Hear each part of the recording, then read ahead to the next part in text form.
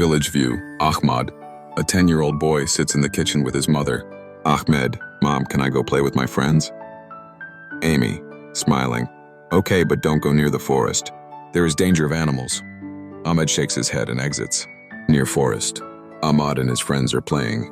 Ahmed sees a beautiful shining stone heading towards the forest. He hides from his friends and follows the stone. Friend, voice from behind. Ahmed, where are you going? Ahmed, just come now.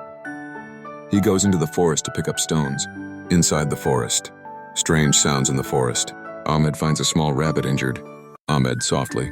Oh, poor rabbit, I have to help you. He picks up the rabbit and places it under a nearby tree and takes out his water bottle. Suddenly has to speak. Thank you, Ahmed. Ahmed, surprised. Hey, can you speak, rabbit? Yes, I'm a magical rabbit. But I can't do magic right now because my leg is injured. Rabbit, help.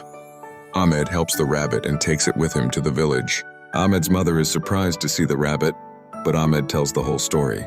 Rabbit, as thanks. Ahmed, in return for your kindness, I will tell you a secret. Deep in the forest is a magical tree that can grant every wish. But don't tell anyone else this secret. Promise of Ahmed. Ahmed promises not to tell anyone the secret. The rabbit recovers and returns to the forest, and Ahmed vows to help others in his life. Conclusion. The story teaches us that helping others is not only good, but can also bring wonderful rewards in life.